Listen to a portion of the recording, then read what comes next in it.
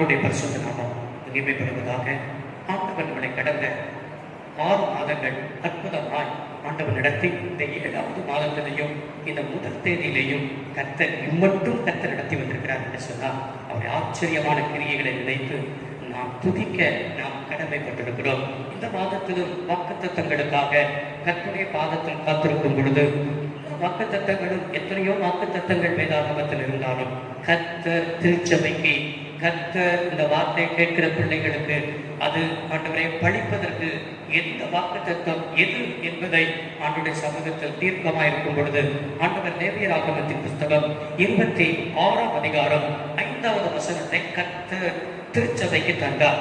அந்த வார்த்தை என்னவென்று சொன்னால், திராட்சை பழம் பறிக்கும் காலம் வரைக்கும் போரெடுப்பின் காலம் இருக்கும், விதைப்பின் காலம் வரைக்கும் திராட்சை பழம் பறிக்கும் காலம் இருக்கும். நீங்கள் உங்கள் அப்பத்தை திருப்தியாய் சாப்பிட்டு உங்கள் தேசத்தில் சுகமாய் குடியிருப்பீர்கள். சர்வவல்லமையுள்ள தேவமே, இந்த வார்த்தையை அபிஷேகித்து தாரும். இந்த வார்த்தை உடைய பிள்ளைகளுடைய வாழ்க்கையில் ஆண்டவரே சோதரிக்கிறோம் நிறைவேற கிருபதாரும். அவருடைய வாழ்க்கையில் நீ சொன்ன ஒவ்வொரு வார்த்தைகளும் ஆண்டவரே சோதர் நிறைவேறுவதற்கு அவனுக்குள் விசுவாசத்தை தந்த ஆண்டவர் இந்த வார்த்தையும் விசுவாசத்தோடு பெற்று அனுபவிக்க கர்த்த கிருபை தருவீராக.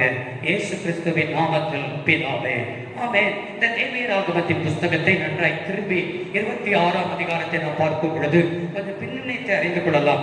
1ஆம் அதிகாரத்திலேயே அந்த லேவியராகமம் 26ஆம் அதிகாரம் 1வது வசனத்தில் நாம் பார்க்க முடிகிறது.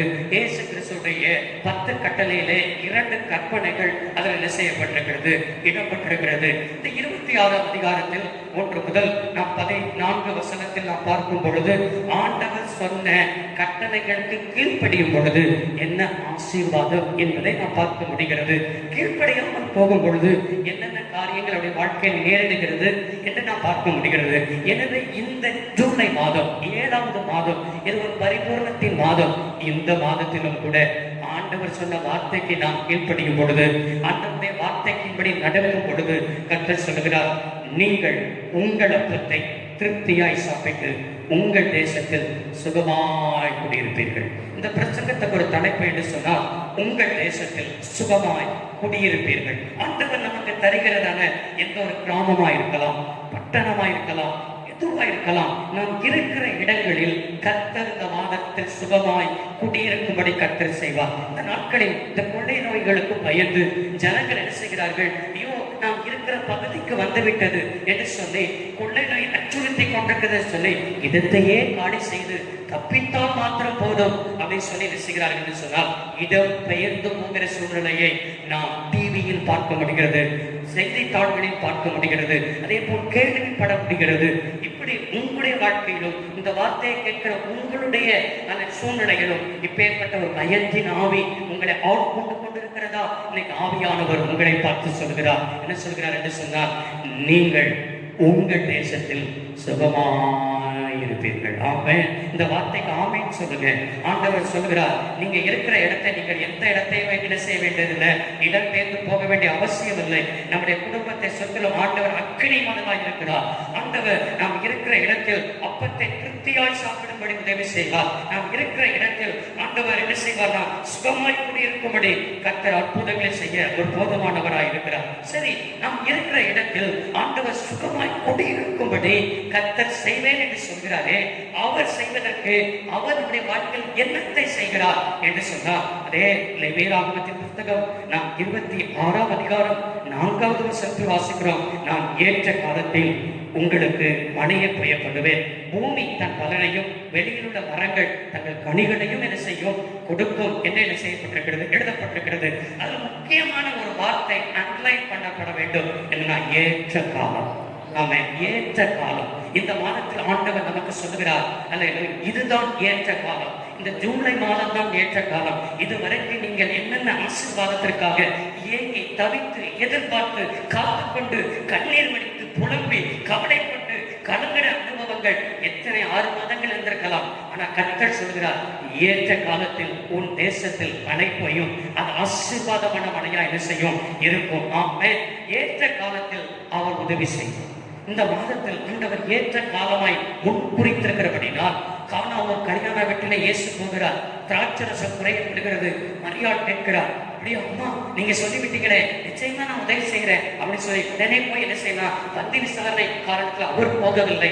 ஆண்டவர் அருமையாய் தாயாரத்தில் சொல்கிறார், அம்மா என் வேலை இன்னும் என்ன செய்யவில்லை, வரவில்லை. ஆமே, வேலை, அவருடைய வேலை ஒன்று இருக்கிறது, ஏற்ற காலம் ஒன்று இருக்கிறது. அதனாலதான் ஆண்டவர் அழகாய் 20 எழுதியிருக்கிறார், ஏற்ற காலத்தில் உன்னை உயர்த்தும் வரை அவருடைய பலத்த கரத்தில் என்ன செய்யலாம், அடங்கி இரு. ஆமே, ஆண்டவர் உன்னை உயர்த்துவதற்கு ஒரு காலம் குறித்திருக்கிறார்.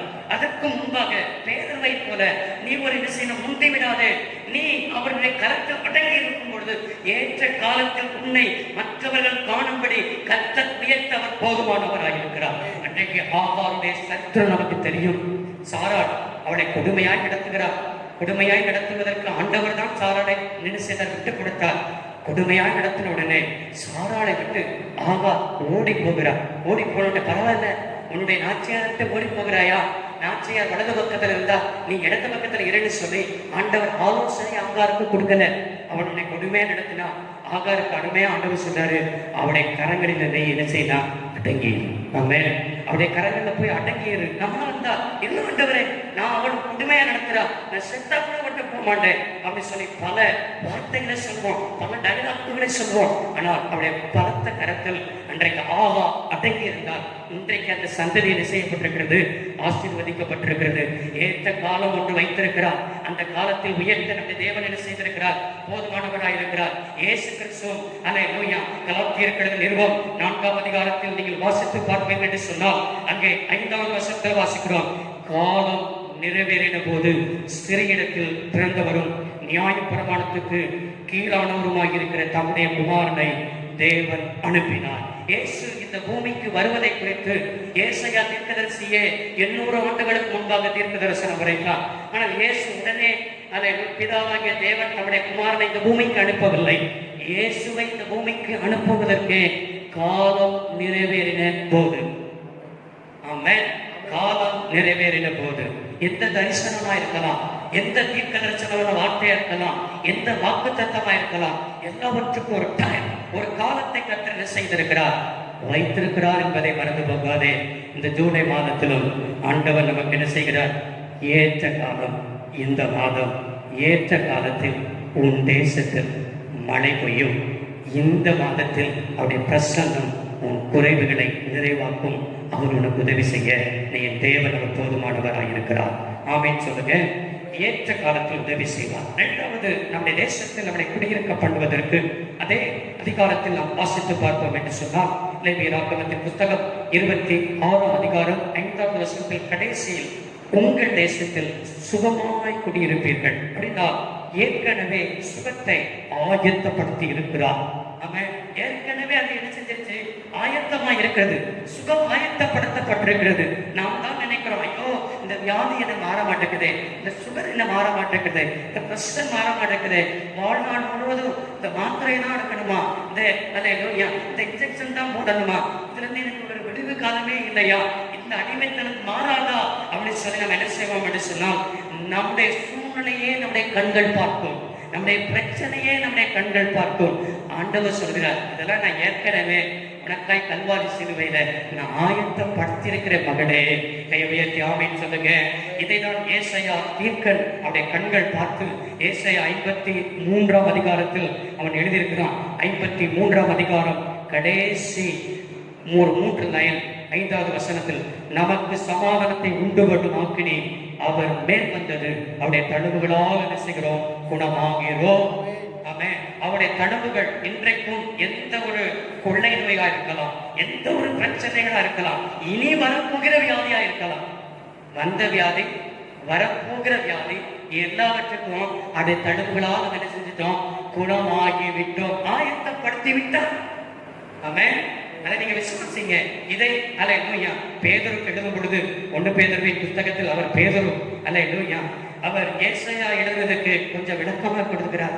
ஏசாயா நாட்கள்ல இயேசு சிலுவையில் என்ன செய்யவில்லை, மரிக்கவில்லை. ஆனால் பேதுரு நிருபத்தில் எழுதும் பொழுது அவர் சிலுவையில் என்ன செய்து விட்டார், இயேசு மரித்து விட்டார். மரித்து விட்டதனால் அவர் இப்படியாக எழுதுகிறார். 1 பேதுரு 2ஆம் அதிகாரம் 24ஆம் வசனத்தில், தமது சரீரத்திலே நம்முடைய பாவங்களை சிலுவையின் மேல் சுமந்தார், அவருடைய தழும்புகளா குணமானீர்கள். நீங்க குணமாயிட்டீங்க. அல்லேலூயா. உங்களுக்கு வியாதி இருக்கிற குணமாயிருச்சு, ஆவிக்குரிய வியாதி குணமாயிருச்சு, சரீர வியாதி குணமாயிருச்சு. எல்லாவற்றுக்கும் இயேசு அவர் என்ன செய்தார்னா பலியாடாய் மாறிவிட்டார். ஆமென். நீங்கள் அதை என்ன செய்யணும்? விசுவாசிக்கணும். இன்னைக்கு அநேகர்கள் விசுவாசத்தோடு என்ன செய்யவில்லை, எடுத்துக்கொள்ளாதது நிமித்தம் தான் அதை பெற்றுக்கொள்ள முடியாமல் இருக்கிறோம். நம்மளுடைய சுகம் ஏற்கனவே என்ன செஞ்சிருச்சு, ஆயத்தப்படுத்தி இருக்கிறது. ஒரு பொருள் அல்லேலூயா ஆயத்தப்படுத்தி இருக்கிறா, அந்த ஆயத்தப்படுத்தப்பட்ட பொருள் அப்படிதான் இருக்கு. நம்ம தான் போய் அதை என்ன செய்யணும், எடுத்துக்கொள்ளணும். ஆமென். எடுத்துக்கொள்கிறது எடுத்துக்கொள்ளாத இருக்கிற காரியமும் நம்ம கையில தான் கர்த்தர் கொடுத்திருக்கிறார்.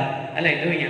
யார் அதை விசுவாசமா எடுத்துக்கொள்கிறார்களோ, அது 1 பேதுரு 2ஆம் அதிகாரம் 24ஆவது வசனத்தின் படியே நீங்கள் விசுவாசத்தோடு எடுப்பீர்கள் என்று சொன்னால், விசுவாசத்தின்படி அந்த சுகம் உங்களுடைய வாழ்க்கையில் நிச்சயமா இந்த மாதத்தில் என்ன செய்யப்படும் என்றால் நிறைவேறும் என்பதற்கு எந்த விதமான சந்தேகமும் இல்லை. கையை உயர்த்தி ஆமென் என்று சொல்லுங்கள். அல்லேலூயா.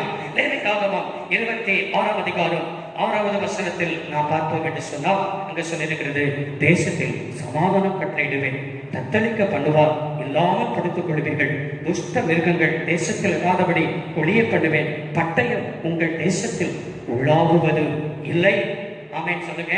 பட்டயம் உங்கள் தேசத்தில் உலாவுவது இல்லை, தேசத்தில் சமாதானத்தை கட்டளையிடுவேன். ஆண்டவர் நம்முடைய தேசத்தில் சுகமாய் தங்கியிருக்க பண்ணுவதற்கு கர்த்தர் 3வது வாழ்க்கையில் செய்வது ஏற்படுத்தின சமாதானத்தை காண செய்யும்.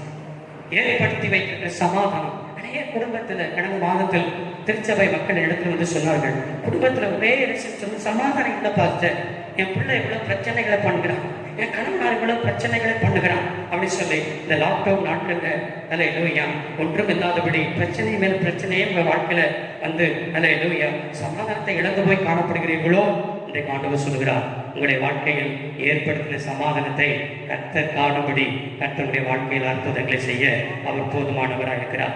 இயேசு இந்த பூமியில் பிறக்கிறதற்கு அவர் சமாதான பிரபுவாய் வெளிப்பட்டார். இயேசு இந்த பூமியில் விட்டு பரவேறி செல்லும் பொழுது அவர் அழகாய் சொன்னார், என் சமாதானத்தையும் உங்களுக்கு என்ன செய்கிறேன், வைத்து போகிறேன் என்று சொன்னார். அதே பேதுரு எடுத்து எழுதுகிறார், சமாதானத்தின் தேவன் தாமே சாத்தானை நசுக்கி உங்களுடைய காலின் என்ன செய்வார், போடுவார் சொல்லப்பட்டிருக்கிறது. சமாதானத்தின் தேவன் உங்களுடனே கூட இருப்பார் என்று நிருபத்தை என்ன செய்கிறார், நிறைவு செய்கிறார். எனக்கு அருமையான தெய்வ பிள்ளைகளே, உங்க குடும்பத்துல சமாதானத்தை வைத்து போகிறேன் என்று சொன்னவர் அந்த சமாதானத்தை கர்த்தர் காண உதவி செய்யும். தத்தளிக்கிற அனுபவம் உங்களுடைய வாழ்க்கையில் இந்த மாதத்தில் இல்லாமல் இருக்கும். துஷ்ட மிருகங்கள் உங்கள் தேசத்தில் ஒழிய பண்ணுவேன். எந்தெந்த மனுஷர்கள் துஷ்ட மிருகங்களை போல உங்களுடைய தொழிலுக்கு விரோதமாய் நீங்க வேலை பார்க்கிற இடத்துல உங்க மேல் அதிகாரிகள் சில சமயத்தில் துஷ்ட மிருகங்களை போல எழுப்புவார்கள். அதே போல நீங்கள் இருக்கிறதான வீடு அருகாமையில் உள்ளவர்கள் சில மனிதர்கள், ஐயோ நான் நல்லா இருந்தேன், எனக்கு இவர்கள் இப்படி தீமைகளை செய்கிறார்கள். துஷ்ட மிருகங்களை போல உடைய வீட்டின் அருகாமையில் இருக்கிறவர்கள் எழுப்புவார்கள். கூட பிறந்தவர்கள் எழுப்புவார்கள். யார் எழுப்பினாலும் கூட கர்த்தர் சொல்கிற ஒரு வார்த்தை, துஷ்ட மிருகத்தை தேசத்தில் இராதபடி என்ன செய்வேன், ஒழியப்படுவேன். பட்டயம் உங்கள் தேசத்தில் என்ன செய்வதில்லை, உலாவுவதில்லை. எந்த ஒரு பட்டயமும் பட்டயம் ஆனா யுத்தம் நம்முடைய தேசத்தில் என்ன செய்வதில்லை, இல்லை. குடும்பத்தில் யுத்தம் இல்லை. அதே போல தனிப்பட்ட வாழ்க்கையில் சாத்தான் நமக்கு விரோதமா என்ன செய்ய முடியாது, யுத்தம் பண்ண முடியாது. எத்தனையோ காரியங்கள் ஏனென்று சொன்னால் ஆண்டவர் அழகாய் சொன்னார், மாம்சத்தோடு ரத்தத்தோடு உங்களுக்கு என்ன இல்லை, போராட்டம் இல்லை. அந்த கால லோகாதிபதிகளோடு வானமனத்தில் பொல்லாதவைகளோடு உங்களுக்கு போராட்டம் உண்டு என்று சொன்னாரே. அவன் நித்தமும் நம்ம கூட போராடுவதற்காகவே வருகிறான். ஆனா இந்த மாசத்தில் ஆண்டவர் சொல்கிறார், பட்டயம் உங்கள் தேசத்தில் என்ன செய்வதில்லை, உலாவுவதில்லை. உனக்குள் உலாவுவதில்லை, குடும்பத்துக்குள் உலாவுவதில்லை, திருச்சபைக்குள் உலாவுவதில்லை. உலாவா ஆலயம் நம்முடைய குடும்பத்துக்குள் இப்படிப்பட்ட நிலைமையெல்லாம் உலவா ஆலயம் இல்லாமல் இருக்கிறதுக்கு கர்த்தர் என்ன செய்வார் என்று சொன்னார். அழகாய் சொல்லியிருக்கிறார். என்ன சொல்லியிருக்கிறார்? அதே லேவியராகமம் 26:12 நான் உங்கள் நடுவில் உலாவி உங்கள் தேவனாய் இருப்பேன், நீங்கள் என் ஜனமாய் இருப்பேன். நான் உங்கள் நடுவில் என்ன செய்வேன், உலாவுவேன். ஆமென் என்று சொன்னார். வெளிப்படுத்தின விசேஷத்தில் நாம் என்ன செய்யப்படுகிறது, அழகாய் பார்க்கப்படுகிறது. வெளிப்படுத்தின விசேஷத்தில் இதே அதிகாரத்தை நான் அங்கே வெளிப்படுத்தின விசேஷத்தில் ஆண்டவர் எழுதி வைத்திருக்கிறார். 21ஆம் அதிகாரம் 3வது வசனத்தில் ஒரு வசனம் எழுதியிருக்கிறது, மனுஷனத்தில் தேவனுடைய வாசஸ்தலம் இருக்கிறது, அவரிடத்தில் அவர் வாசமாய் இருப்பார், அவர்களும் அவருடைய ஜனமாய் இருப்பார்கள். தேவன் தாமே அவர்களோடு கூட இருந்து அவர்களுடைய தேவனாய் இருப்பார். ஆமென். அவர் மனுஷனிடத்துல தான் தேவனுடைய வாசஸ்தலம் இருக்குது. அவர் நம்முடைய மத்தியில் உலாவுகிறவராக இருக்கிறபடினால் நுகத்தடிகளை முறிப்பார், நம்மளை நிமிர்ந்து நடக்க பண்ணுவார், நம்மளோடு கூட என்ன செய்வார், வாசப்படுவார். ஒரு 3 காரியத்தை நாம் என்ன செய்தோம், இந்த மாதத்தில் கர்த்தர் செய்வேன் என்று வாக்கு பண்ணியிருக்கிறார். என்ன சொல்கிற, ஏற்ற காலத்தில் உதவி செய்வார். ஏற்கனவே சுகத்தை என்ன செய்திருக்கிறார், ஆயத்தப்படுத்திருக்கிறார். ஏற்படுத்தின சமாதானத்தை கர்த்தர் காணும்படி செய்வார். நம்மிடத்தில் அவருடைய வாசஸ்தலம் இருக்கிறது. நம்மிடத்தில் உலாவுவார், நுகத்தடிகளை முறிப்பார், நிமிர்ந்து நடக்க பண்ணுவார், சுகமாய் தங்கியிருக்கும்படி செய்வார், சுகித்திருக்கும்படி ஆசீர்வாதத்தை தருவார், திருப்தியை ஆசீர்வாதத்தை தருவார். இந்த வார்த்தையின்படியே கண்களை மூடுவோம், ஜெபம் பண்ணுவோம். சர்வ வல்லமையுள்ள தெய்வமே, இயேசு கிறிஸ்துவின் நாமத்தில் வருகிறோம். லேவியராகமம் 26:5 இந்த மாசத்தில், ஜூலை மாதத்தில் 7வது மாதத்திலும் நீ தந்த வார்த்தைக்காக சுத்திரம். இந்த வார்த்தையின்படி ஏற்ற காலத்தில் உதவி செய்கிறவர், ஏற்கனவே சுகத்தை ஆயத்தப்படுத்தினவர், ஏற்படுத்தின சமாதானத்தை காணும்படி செய்கிறவர். உடைய பிள்ளைகள் மத்தியில் உலாவி, நான் உங்கள் தேவனாய் இருப்பேன், என்னுடைய வாசஸ்தலத்தை உங்கள் மனத்தில் நான் ஸ்தாபிப்பேன், நான் உங்கள் தேவனாய் இருப்பேன் சொன்ன வார்த்தையின்படியே அற்புதங்களை காண செய்யும். இந்த மாதம் முழுவதும் குறையில்லாமல் நடத்தும், பாதுகாத்து நடத்தும்.